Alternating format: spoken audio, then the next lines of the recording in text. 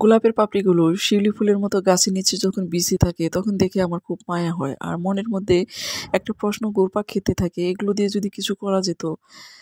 তো যে ভাবা সেই কাজ। এখানে আমি পূর্ব থেকেই কিছু মসুর ডাল ভিজিয়ে রেখেছিলাম। আপনারা মসুর ডালের পরিবর্তে খেসারির ডালও নিয়ে নিতে পারেন।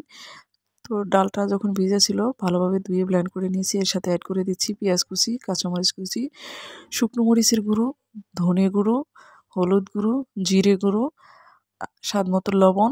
আর এখন অ্যাড করে দিচ্ছি এখানে 3 টেবিল চামচ পরিমাণ আতপ চালের শুকনো গুঁড়ো। তো এখানে আতপ চালের গুঁড়ো দেওয়ার পরিবর্তে আপনারা বেসনও ব্যবহার করতে পারেন। তো আমি আতপ চালের গুঁড়ো দিয়েছি। আতপ চালের গুঁড়ো যে কোনো পাকোড়ার সাথে ব্যবহার করলে সেটা খেতে খুবই মুচমুচে হয়।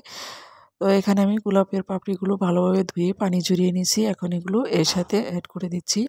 গোলাপের পাপড়িগুলো গাছতল যখন বিষিয়ে পড়ে থাকতো সেগুলো দেখে আমার মাথার মধ্যে সবসময় একটা জিনিস কাজ করতো যে কচুরিপানার ফুল যেহেতু খাওয়া যায়, পলাশ ফুল খাওয়া যায়, এরপর হচ্ছে বক ফুল খাওয়া যায়, তাহলে গোলাপের এই পাপড়িগুলো কেন খাওয়া যাবে না?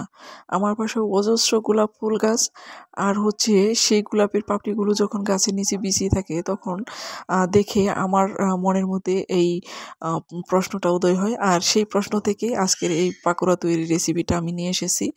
আর সবগুলো উপকরণ হাতে ভালোভাবে মেখে এরকম আমি পাকোড়ার শেপ দিয়ে নিয়েছি। আর এগুলো এখন আমি ডুবো তেলে ভেজে নিচ্ছি। আর এক্ষেত্রে চুলোর আঁচটা একেবারেই লোতে রাখতে হবে। লোতে রাখলে যেকোনো পাকোড়াই আপনি চুলোর আঁচ যখন লোতে রেখে ভাজি করবেন তখন সেটা হচ্ছে ভিতরে খুব ক্রিস্পি হবে এবং উপরের কালারটাও খুব পারফেক্ট আসবে। তো অবশ্যই আপনারা এভাবে বাসায় ট্রাই করবেন। আর এই পাকোড়াটা খেতে এত টেস্টি হয়েছিল যে আমি তো আর মুখে বলে আপনাদের বোঝাতে পারবো না। সেজন্য আমি আপনাদের পরামর্শ দেব, অবশ্যই এটা বাসায় আপনি ট্রাই করবেন। এবং খেতে খুবই দেখতেই পাচ্ছেন যে কতটা লোভনীয় হয়েছে এই পাকোড়াটা।